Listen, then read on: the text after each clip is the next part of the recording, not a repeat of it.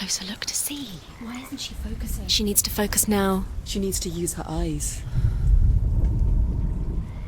Do not forget my stories, Senua.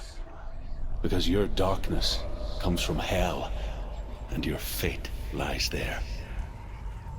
They say the burning of a corpse will take you straight to Hela's gate, but gods and the living will follow this path. You must leave the Isles of Orkney across the eastern sea and find a road that leads north and down through deep, dark valleys. After 9 nights of riding, you will follow a great river and will find a bridge covered in gold. The path to Helheim goes from there, across the River of Knives that flows from the dark world of Niflheim.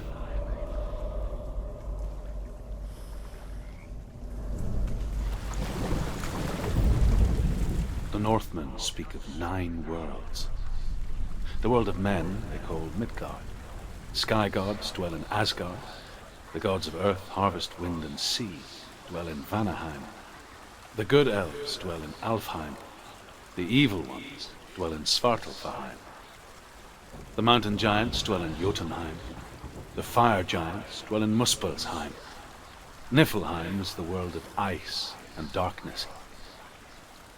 Only the dead dwell in Helheim, and that is where you must travel.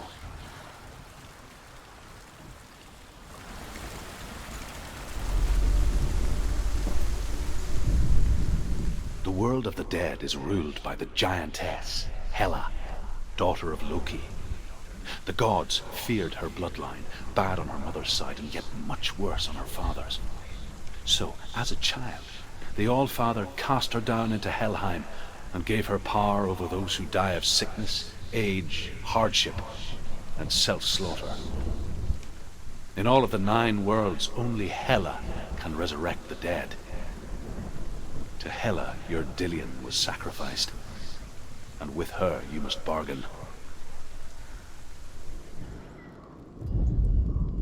The Northmen say that in the beginning there was nothing but darkness. Bitter cold to the north, fiery hot to the south. They say the cold formed ice, which melted from the sparks from the south. The power of the darkness gave life to the dripping ice, and the first giant was born, and was named Ymir.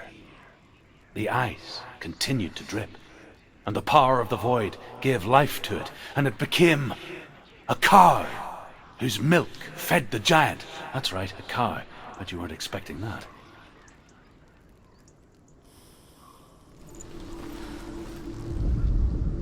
Ymir was a frost giant, a being of darkness, and all his sons and grandsons were dark after him. Of his daughters and granddaughters, some were monstrous, but others fair. But there was another who came from the ice, Buri. In shape, he was like a man, big and powerful. His son, Bor, took a fair giant to be his wife, and they had 3 sons. Odin was the eldest, and the Northmen hold him to be the foremost of the gods, the All-Father. The Northmen say that Odin and his brothers killed Ymir, and that the world of men was formed from his corpse.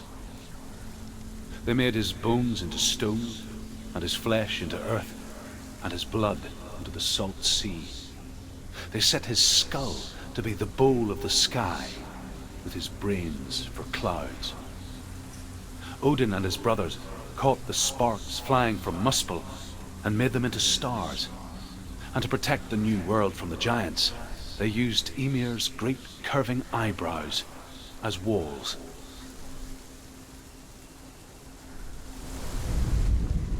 The Northmen say you must sacrifice in order to receive. They tell how the runes were revealed to Odin only in sacrifice. He hung himself from the world tree, and he stabbed himself with a spear, and he dedicated the sacrifice to himself. For 9 nights he hung on the tree without food or drink, and at last he saw the runes below him, He gave a cry and gathered them in his mind and learnt them. Then he fell from the tree.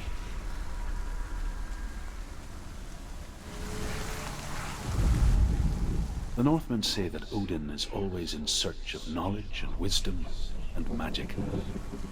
There was a very wise being named Mimir, who guarded the waters of wisdom which flow from the roots of the World Tree. Odin wished to drink from this spring, but he had to pay a price.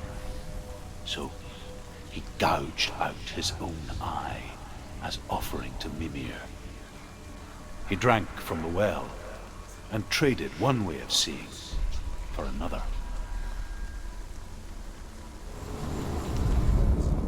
The Northmen say that Odin has two ravens.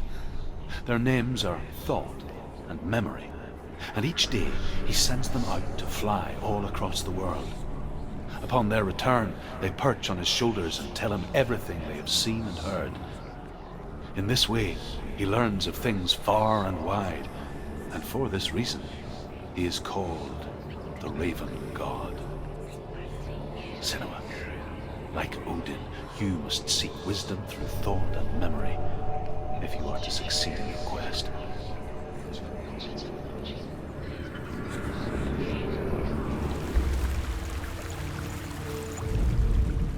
The Northmen tell this story.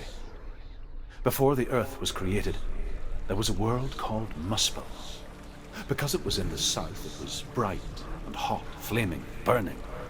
Sparks that flew out from Muspel became the stars. Other sparks melted ice in the frozen world of Niflheim, creating the body of the first giant, Ymir. Muspel is one of the 9 worlds, and is now the land of the fire giants, and people from elsewhere cannot endure a journey there.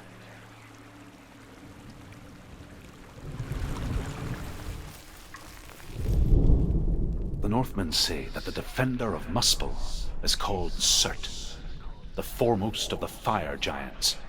His name means the Black One, because he is like something burnt. The Northmen believe that he sits at the border of Muspel with his flaming sword, and at the end of the world he will leave his post. He will travel to Asgard and Midgard, waging war against all the gods. He will be victorious, and then burn the whole world with fire. The Northmen believe that the world will be destroyed someday. They call it Ragnarok, the destiny of the gods. Asgard will be attacked by Surt and the fire giants. A monstrous wolf will swallow the sun, and the gods will fight in vain against their enemies. There is nothing they can do to prevent it, but Odin ever seeks knowledge and magic, hoping to find a way to postpone that dark day.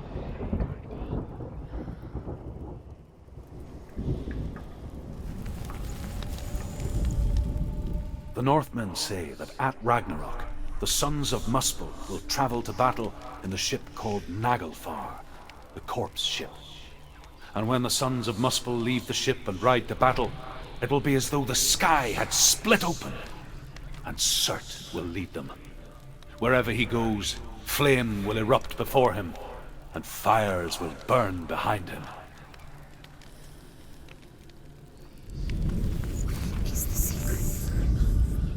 The Northmen say that what we see as a rainbow is the bridge that goes from the world of men to the world of the gods. For now, they say the frost giants and the mountain giants cannot cross it. But they say that when Ragnarok comes, not a thing in this world will be safe. The rainbow bridge will break under the onslaught of the fire giants riding on flaming steeds. Senua, I have seen the fire of Surt spread far and wide, and to our lands. Ragnarok is coming.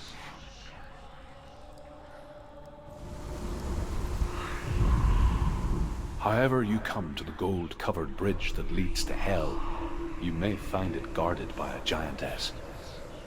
She will ask your name, she will ask your lineage, she will ask your business.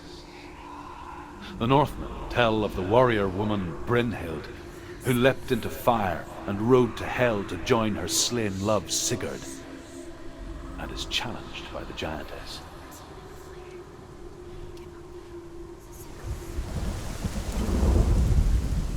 Hela possesses large dwelling places in Helheim.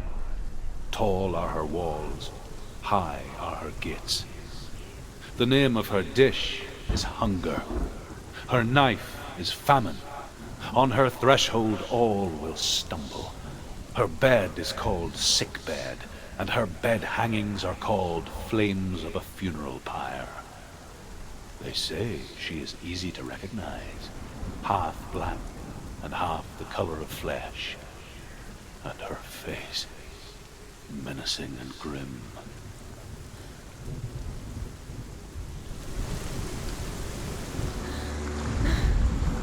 The Northmen tell of a great hero.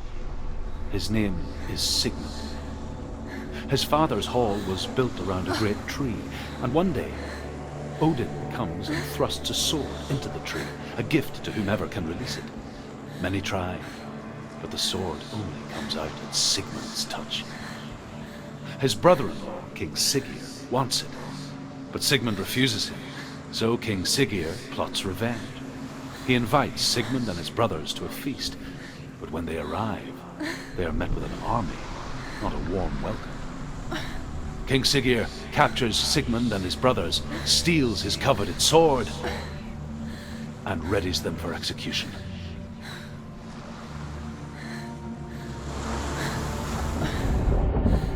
Death for Sigmund and his brothers seems certain. But the king's wife is Sigmund's sister, and she begs for mercy and implores the king to chain them up instead. He agrees. Not for mercy, though, but because he plans an even more cruel and lingering death. Chained to a tree in the forest that night, a she-wolf comes and devours one of Sigmund's brothers. She returns, ravenous, night after night, until only Sigmund is left. The next day, Sigmund's sister sends a servant with honey to smear on Sigmund's face. But to what end? Well, that night, when the she-wolf appears again, you'll never guess what happens.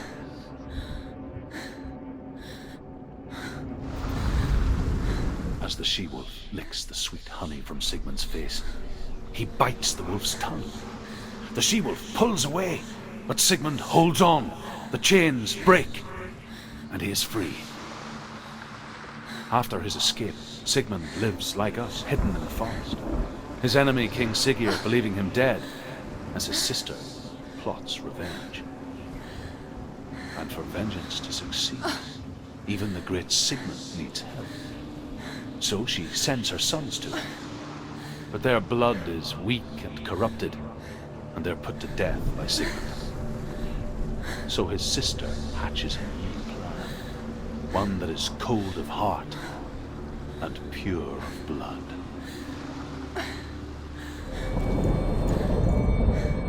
Sigmund's sister trades shapes with a sorceress, and in disguise, she lies with her own brother. She gives birth to a son named Sinfjotli. After a time, she sends him to the forest to Sigmund. He tests the boy and finds him strong and fearless, and so they go to take their vengeance on King Sigurd. But luck is not on their side. They're captured, and Sigurd has them buried alive.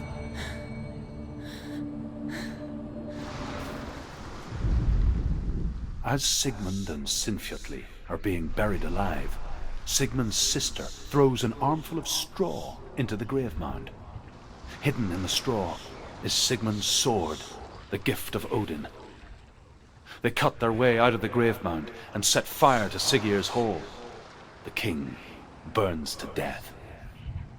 Sigmund calls to his sister to come out so that she may live and be honored. She does come out, but only to tell him the truth. That she had slept with him, her brother, to beget a strong avenger. I am not fit to live, she says, and walks back into the fire. Strike vengeance from your heart, Senua, as there is always a heavy price to pay.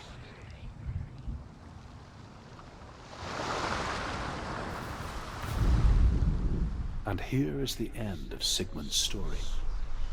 He was a fierce and great warrior who fought many battles. But one day, an old man came onto the battlefield.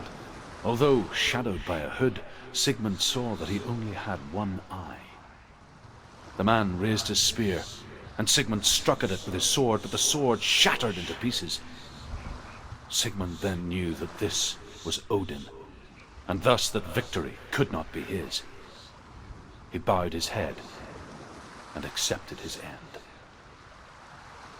Dying, he tells his wife that she is with child, and that her son will one day make a great weapon out of the fragments of his sword. The sword named Gram.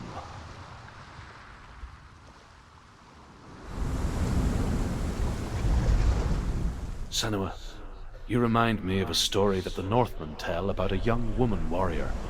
Her name is Herver, the daughter of a berserker born after he was killed.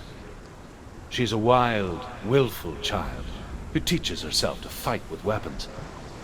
When she learns where her father is buried, her only desire is to reclaim the treasure buried with him, but above all, the sword, Tyrving. Herver disguises herself as a man to join a band of warriors, and soon becomes their leader. When they come to the island where her father is buried, her men do not want to go ashore. They say that evil haunts the island, and that it is a worse place by day than other places are by night. Fearless, she lands alone. There are many grave mounds, and all of them have ghostly flames burning over them. She comes to the grave mound of her father after passing through these ghostly fires, as though they were mist. The flames I passed through were real enough. Damn the Northmen to hell. Within the burial mound, Herver calls on her father to wake from death and bring her his sword. She says that it is not seemly for the dead in their grave mounds to bear valuable weapons. Her father answers with words of warning. You go to your doom. Baleful runes surround you. You have gone mad. You have lost your mind. Your thoughts are confused. It is dangerous to wake the dead. Like I said, she reminds me of you.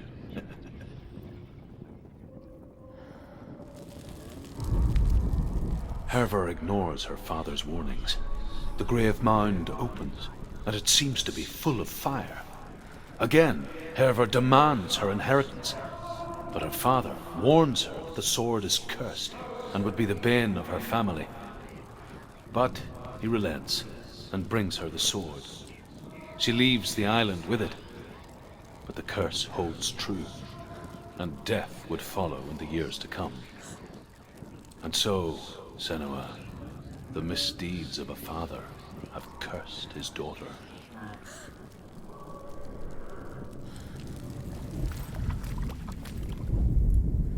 The Northmen speak of a death moon, a light shaped like a half moon that appears inside a house and goes around the walls. I once saw the death moon appear at a farm, and first the shepherd died, then a guest died, and then the farm hands, and then the farmer and 6 of his men drowned at sea. But that is not the end of it, because the dead return to haunt the living. If you see the death moon, then beware, because there will be death in that house.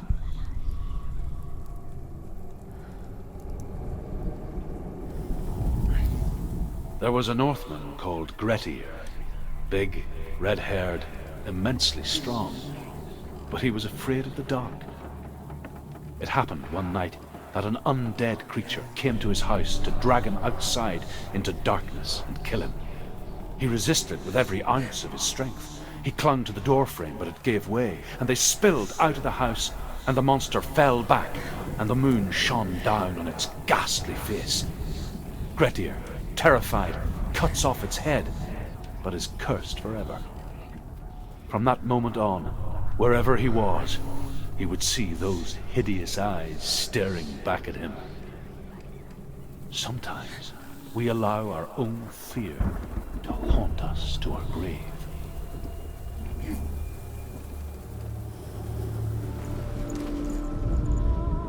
The Northmen tell this story about the death of Balder. It begins with dark dreams.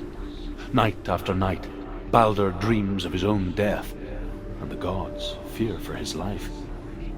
So Balder's mother makes everything in the world: fire, water, iron, stone, earth, wood, beasts, birds, serpents, poison, sickness, swear an oath not to harm her son. One by one, they each make their vow. Neither weapons nor wood will injure him, Balder's mother boasts. Only Loki, father of Hela, the mistress of death, is not amused.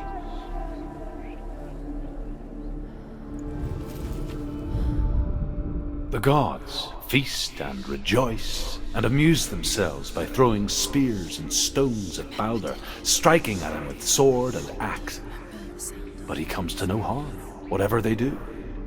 The gods never cease to wonder at this great marvel. But Loki shapes himself into a woman and asks Balder's mother, "Is it really true that all things promise to keep him safe?" "I did not ask the mistletoe," Balder's mother confesses. "I thought it was too young." Oh dear. Do you remember him whispering in your ear? Loki makes a dart out of mistletoe and goes to the gods as they throw things at Balder. The blind god, Huth, was there. Loki asks him why he wasn't taking part. Huth says, "I cannot see where Balder stands, and even if I could see him, I have no weapon." Loki replies, "Here is a wand. I will tell you where he stands." And Huth throws the mistletoe at Balder. It pierces through him, and to everyone's horror, Balder is killed. And for this, Huth is slain.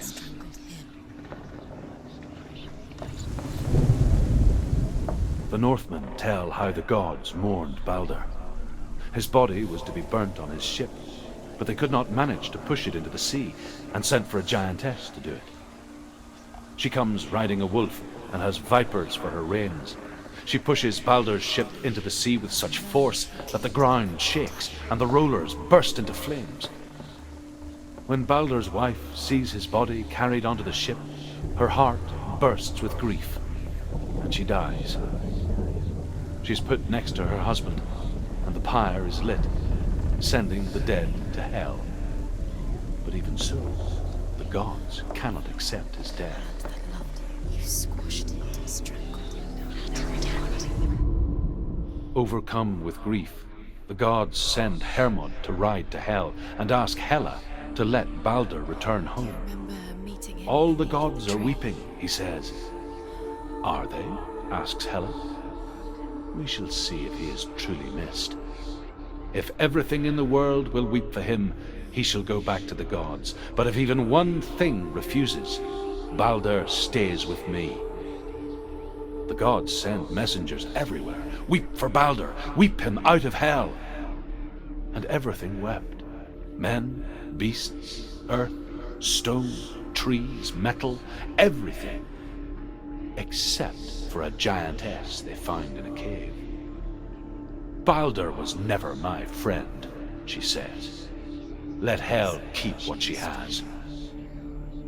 The Northmen say that the giantess must have been Loki in disguise.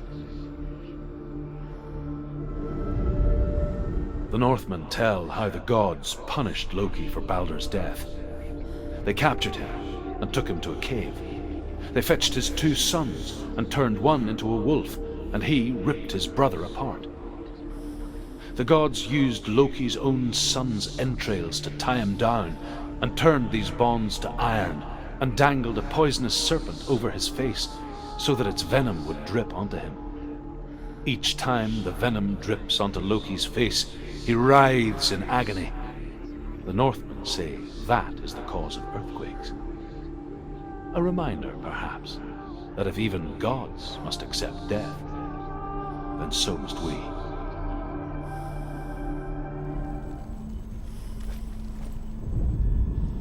I will tell you of a great hero named Sigurd, son of Sigmund, no less.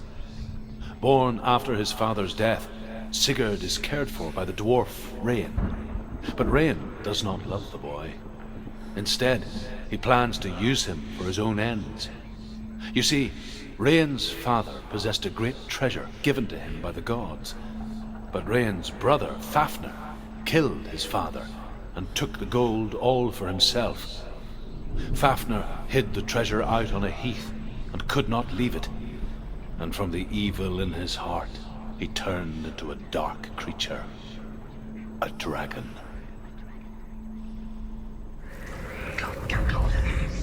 Rain the dwarf's sole desire is to possess this dragon's accursed treasure, and he uses Sigurd to reclaim it. He tells Sigurd the story of Fafnir's gold, and the good-hearted hero promises to slay the dragon if Rain would forge a strong sword for him. Sigurd remembers that his father once possessed a sword given to him by Odin. Odin broke the sword to bring about Sigmund's death, but Sigurd's mother still has the pieces, and so Rain reforges the famous sword. Sigurd uses the sword first to avenge his father, and then he and Rain go in search of Fafnir.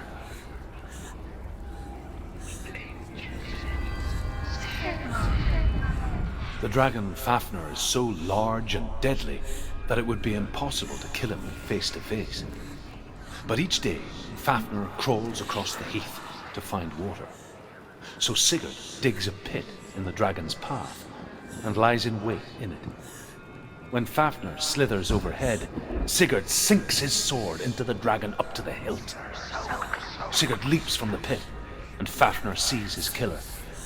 He warns Sigurd that the treasure will lead to his death, as it led to the death of all who owned it. Sigurd replies that death comes to all men, and every man would want to be wealthy until that day. And he takes the treasure. Take it. You've got to be stronger. Although Sigurd kills the dragon, Rain wants to keep Fafnir's gold all for himself.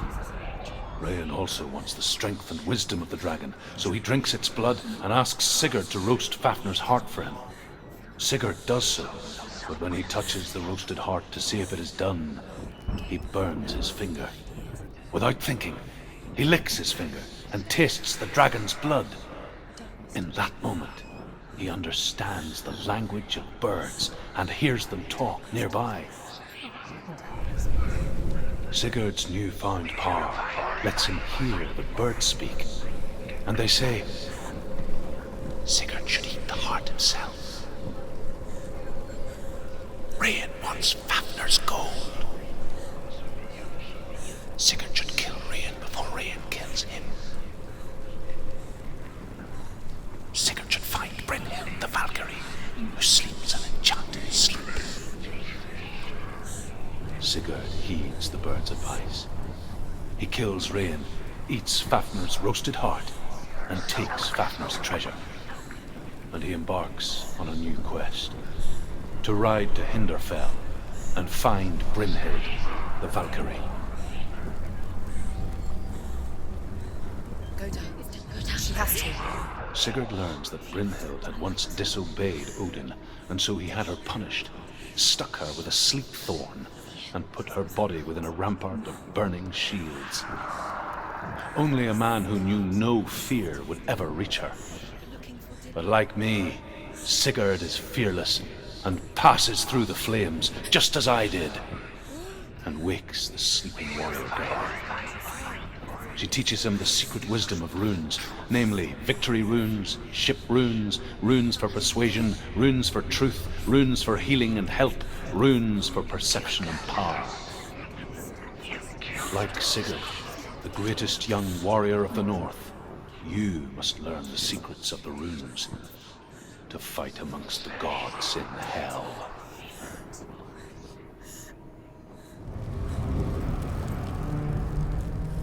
The Northmen say the world will come to an end, They call this Ragnarok, the destiny of the gods.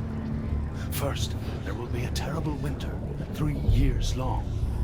Then, mankind will turn on itself. Brothers will fight each other to the death, and people will forget what they owe their kindred. Times will be hard. Crimes will be great. It will be an age of axes and swords. The wind will blow through abandoned halls. Wolves will walk where children played. The world will fall into ruin. The Northmen say the gods will fight their last battle at Ragnarok. Their watchmen will blow the horn that can be heard through the whole world. And Odin will speak with the severed head of Mimir, which gives him good counsel. The land of the giants will thunder with the sound of their army on the move. The gods will assemble. The dwarves will leave their stones. The frost giants will come from the east. The Midgard serpent will turn up the waves. Eagles will scream and tear at the corpses with their yellow beaks. The ship of the dead will set sail.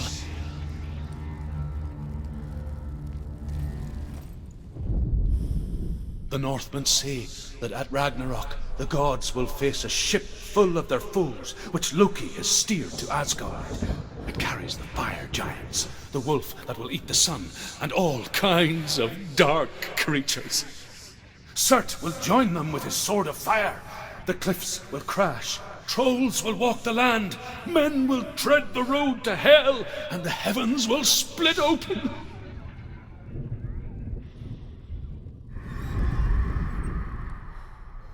The Northmen say that each god will do battle at Ragnarok.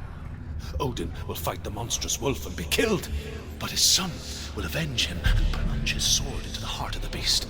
Freyr will face Surt, but he had given his sword away for love, and without it, he cannot defend himself against the flames.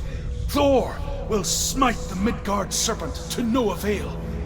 The sun will grow black, the earth will sink into the sea, the stars will disappear, fire and water will meet, steam will shoot up, flames will play against the sky, the heavens and earth and all the world will be burned, all the gods will be dead, and the warriors of Valhalla and the people everywhere.